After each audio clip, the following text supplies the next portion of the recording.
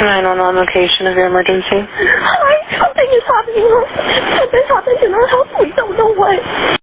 In the early hours of a cold November morning, 4 college students were brutally stabbed to death inside an off-campus house near the University of Idaho. Madison Mogen, 21. Kaylee Goncalves, 21. Xana Kernodle, 20. Ethan Chapin, 20. There were no signs of forced entry, no immediate suspect, and no explanation for how someone could slip in and vanish. But investigators would soon focus on one name: Bryan Kohberger, a criminology PhD student, and the man prosecutors say walked into that house and changed American crime history forever. To understand this case, you have to go minute by minute. Investigators turned to the probable cause affidavit, reconstructing the movements of a white Hyundai Elantra seen circling the neighborhood repeatedly that night. The probable cause affidavit in the case against the accused killer of 4 University of Idaho students pieces together the movements of the suspect vehicle and coordinating cell phone location data beginning in the early morning hours of November 13th. At 2:42 a.m., the affidavit alleges that Bryan Kohberger's phone places him likely at his apartment on the WSU campus where he was a PhD student studying and teaching criminology. At 2:44 a.m., Kohberger's vehicle and cell phone are on the move. Police say his white Hyundai Elantra is spotted on WSU surveillance cameras traveling north on Nevada Street at Stadium Way. According to the affidavit, it was here in this area of the WSU campus where surveillance video and Kohberger's cell phone placed him here around 2:47 a.m. According to the affidavit, he spent several minutes in this area where he allegedly turned off his cell phone before heading out of town toward Moscow, Idaho. By 2:53 a.m., Kohberger's white Hyundai Elantra is observed heading in the direction of Moscow, Idaho. At 3:26 a.m., the affidavit then places Kohberger's vehicle, now in the town of Moscow, in this residential neighborhood on Indian Hills Drive. This happens to be a road directly overlooking the Moscow Police Department. The Elantra is picked up on surveillance video moving west past the 700 block of Indian Hills. At 3:28 a.m., video shows the vehicle on Steiner Avenue at Highway 95 as it made its way towards the King Road neighborhood where the victims lived. Then, from 3:29 a.m. to 4:20 a.m., the suspect vehicle, the white Hyundai Elantra, is observed multiple times on video passing by 1122 King Road during the alleged time of the murders before being seen on video speeding away on Walenta Drive. The probable cause affidavit states that the car likely exited the neighborhood at Palouse River Drive and Conestoga Drive, a road that eventually leads to Pullman, Washington. About 2 hours after he allegedly turned off his cell phone, police say Kohberger turned it back on here near Blaine, Idaho. It's about 10 to 15 minutes south of Moscow, a rural community off Highway 95, and it has its own cell tower. According to the affidavit, from 4:50 a.m. to 5:26 a.m., Kohberger's phone movements show him allegedly moving south towards Genesee, Idaho, and west towards Uniontown, Washington. Kohberger may have taken a well-known back road called Thorn Creek Road at this point in his route towards his apartment. These are all very isolated roads, but Thorn Creek Road is known to be even more desolate.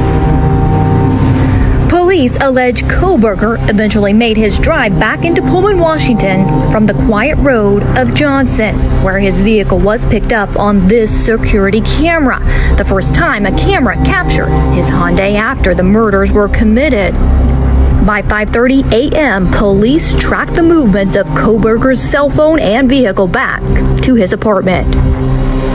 So what was Kohberger's vehicle and cell doing in these very remote locations in Idaho and Washington in those early morning hours of November 13th? We may only hear his version at his trial.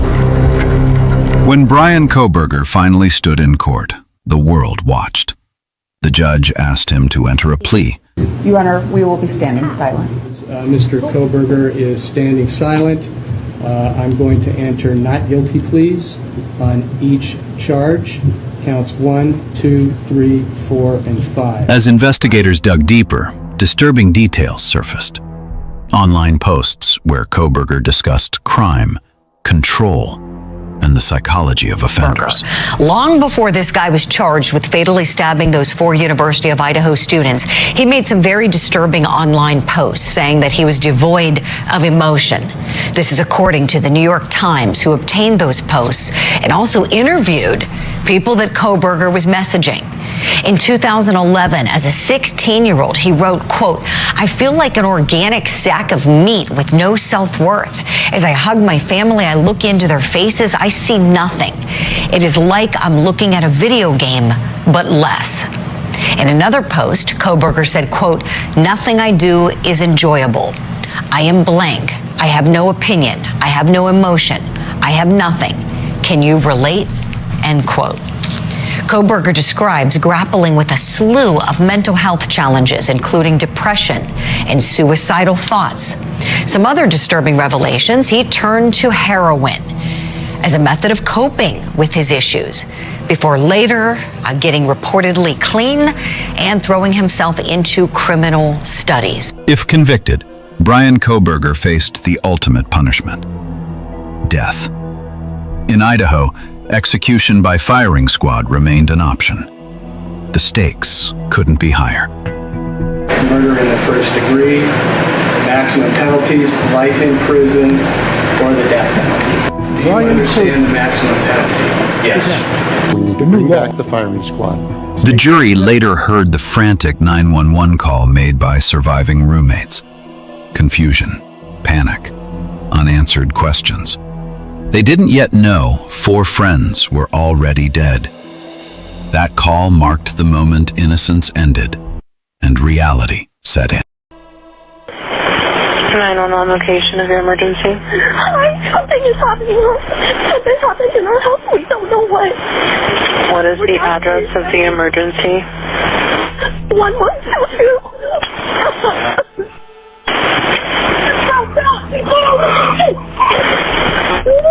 What is the rest of the address? Oh, Kings Road. Okay. And is that a house or an apartment? It's a house. Can you repeat the address to make sure that I have it right?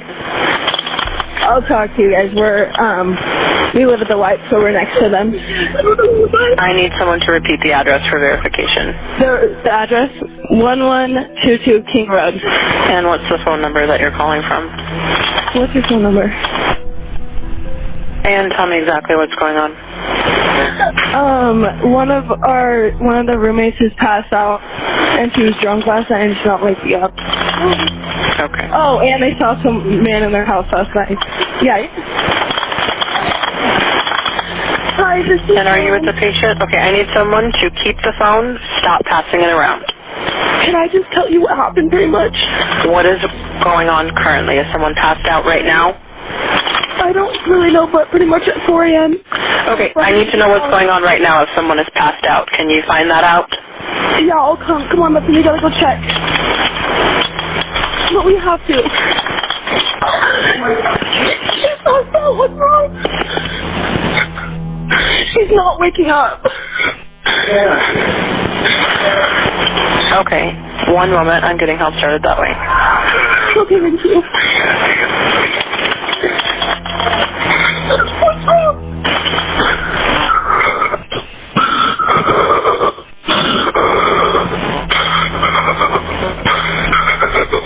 Okay, and how old is she? She's 20. 20, you said? Yes, 20. Here's one. Okay. Hello? Hello? Okay, I need someone to stop passing the phone around because I've talked to 4 different people. Okay, sorry, they just gave me the phone. Is she breathing? Hello? Is she breathing? No. Okay. Do you have a defibrillator? Yep. Yes, you have one. Are you talking to the officer? Yes. Okay, I'm going to let you go since he's there with you and can help you. Okay, thank you. Bye. Okay. A DoorDash driver delivered food to the house that night. She told investigators she saw a man outside. Prosecutors say that man was Bryan Kohberger. Alive, moving, present, just before everything went silent. And then now I have to testify. I'm going to get accused, so yeah, because I'm the DoorDash driver, so yeah.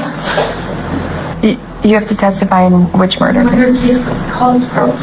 Oh. Then came the moment no one expected. Bryan Kohberger stood in court and admitted guilt. 4 murders, 4 lives. In exchange, he accepted a plea deal to avoid the death penalty.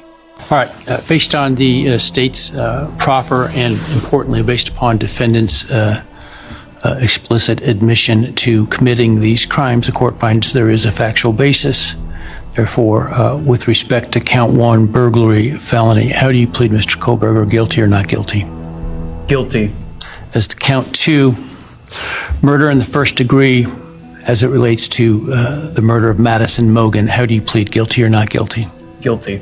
As to count 3, as it relates to murder in the first degree for the murder of Kaylee Goncalves, how do you plead, guilty or not guilty? Guilty. As to count 4, the first degree murder of Xana Kernodle, a human being, how do you plead, guilty or not guilty? Guilty.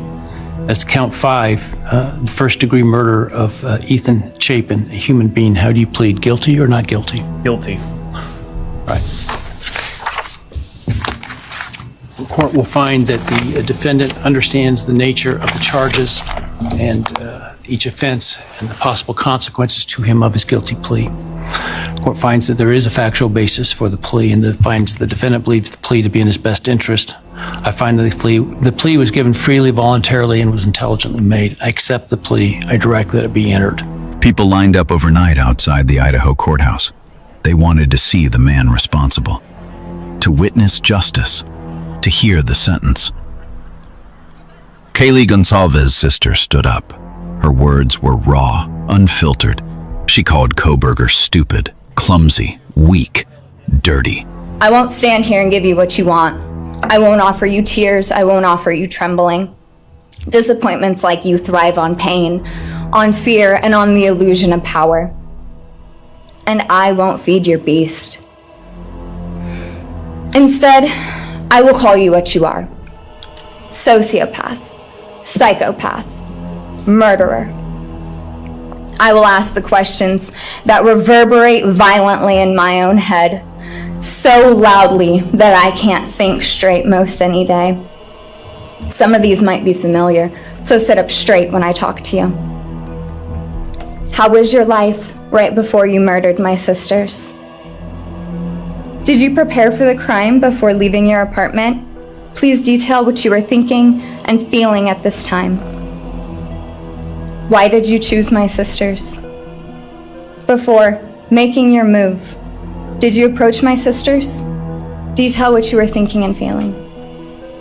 Before leaving their home, is there anything else you did?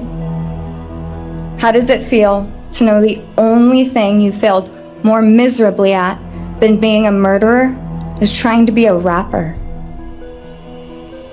Did you recently start shaving or manually pulling out your eyebrows? Why November 13th? Did you truly think your Amazon purchase was untraceable because you used a gift card? How do you find it enjoyable to stargaze with such a severe case of visual snow? Where is the murder weapon? The clothes you wore that night? What did you bring into the house with you? What was the second weapon you used on Kaylee? What were Kaylee's last words? Please describe in detail the level of anxiety you must have felt when you heard the Bearcat pull up to your family home on December 30th, 2022. Which do you regret more? Returning to the crime scene 5 hours later, or never, ever going back to Moscow, not even once, after stalking them there for months? If you were really smart, do you think you'd be here right now? What's it like needing this much attention just to feel real. You're terrified of being ordinary, aren't you? Do you feel anything at all? Or are you exactly what you always feared? Nothing. If you're so powerful, then why are you still hiding, defendant? You see, I'm here today as me. But who are you? Let's try to take off your mask and see. You didn't create devastation. You revealed it in yourself. And that darkness you carry, that emptiness, you'll sit with it long after this is over. That is your sentence. And it was written on the wall long before you ever pled guilty. You didn't win. You just exposed yourself as the coward you are. You're a delusional, pathetic, hypochondriac loser who thought you were so much smarter than everybody else. Constantly scolding, turning your nose up to grammar mistakes, nitpicking and criticizing others. You wanted so badly to be different, to be special, to be better, to be deep, to be mysterious. You found yourself thinking you were better than everyone else, and you thought you could figure out the human psyche and see through it, all while tweaked out on heroin. Lurking in the shadows made you feel powerful because no one ever paid you any attention in the light. You thought you were exceptional, all because of a grade on a paper. You thought you were elite because your online IQ test from 2010 told you so. All of that effort just to seem important. It's desperate. There is a name for your condition, though. Your inflated ego just didn't allow you to see it. Wannabe. You act like no one could ever understand your mind, but the truth is you're basic. You're a textbook case of insecurity disguised as control. Your patterns are predictable. Your motives are shallow. You are not profound. You're pathetic. You aren't special or deep, not mysterious or exceptional. Don't ever get it twisted again. No one is scared of you today. No one is intimidated by you. No one is impressed by you. No one thinks that you are important. You orchestrated this like you thought you were God. Now look at you, begging a courtroom for scraps. You spent months preparing, and still all it took was my sister in a sheath. You work so hard to seem dangerous, but real control doesn't have to prove itself. The truth is, the scariest part about you is how painfully average you turned out to be. The truth is, you're as dumb as they come. Stupid, clumsy, slow, sloppy, weak, dirty.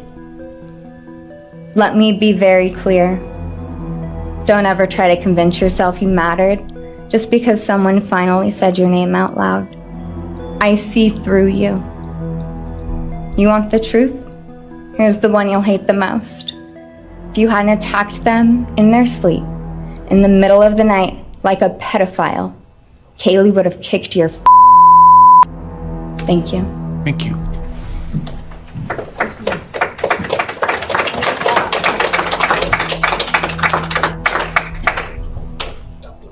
The judge delivered the sentence. Life in prison, no parole. 4 lives taken, 1 life confined forever. No appeals to emotion, no second chances. I hereby sentence Mr. Kohberger as follows. On count 1, burglary, 10 years fixed, 0 years indeterminate. I also impose a fine of $50,000.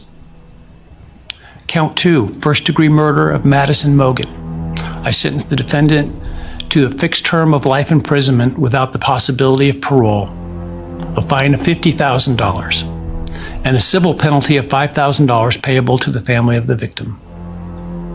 On count 3, for first-degree murder of Kaylee Goncalves, I sentence the defendant to a fixed term of life imprisonment without the possibility of parole, a fine of $50,000, and a civil penalty of $5,000 payable to the victim of the family, or to the family of the victim, pardon me. On count 4, for the first-degree murder of Xana Kernodle, I sentence the defendant to a fixed term of life imprisonment without the possibility of parole, a fine of $50,000, and a civil penalty of $5,000 payable to the family of the victim. On count 5 for the first-degree murder of Ethan Chapin, I sentence the defendant to a fixed term of life imprisonment without the possibility of parole, a fine of $50,000, and a civil penalty of $5,000 payable to the family of the victim. The sentences on counts 1, 2, 3, 4, and 5 shall run consecutively to one another. Restitution will be left open for 60 days. Defendant will be required to submit a DNA sample and a right thumbprint impression to the Department of Corrections and comply with the DNA Database Act. I remand the defendant to the custody of the Idaho State Board of Corrections for to be imprisoned in an appropriate facility and execution of the sentence where he will remain until he dies. Though you have waived your right to appeal, you do have a right to file a notice of appeal, and any such appeal must be filed within 42 days of the date of the written judgment, which will be entered shortly hereafter. Though the appeal, you should be aware, may be deemed a violation of the plea agreement, and so I certainly suggest you discuss that with counsel if that is your desire. Bryan Kohberger will never walk free again. But questions still linger. Why this house? Why these victims? And how close did he come to getting away with it? 4 students are gone, and an entire nation was forced to confront a terrifying truth. Sometimes, the person studying the crime is the crime. She was always competitive. She was smack dab middle, so Stephen and Olivia were a little bit older. And Aubrey were a little bit younger, so she kind of had to figure out where to fit in, and she definitely did. Madison Mogen, also 21, was best friends with Kaylee since childhood. Maddie's family says she was known for her offbeat humor and her ability to make others laugh and smile. She was so great. She lit up every room she'd come in, and she was just so positive and fun, and we love her and miss her so much. 20-year-old Xana Kernodle grew up in Idaho and was a talented gymnast as a child. In high school, she played volleyball, track, and soccer. Xana was going to school for marketing. Xana was such a light in my life and so many others, and she knew and understood me more than anyone. Losing her is the hardest thing I've ever had to go through, and it has left me heartbroken. 20-year-old Ethan Chapin loved sports and country music. He was Xana's boyfriend, a triplet who was incredibly close to his family. We are eternally grateful that we spent so much time with him. And I want to remind you that that's the most important message that we have for you and your families, is to make sure that you spend as much time as possible with those people, because time is precious and it's something you can't get back.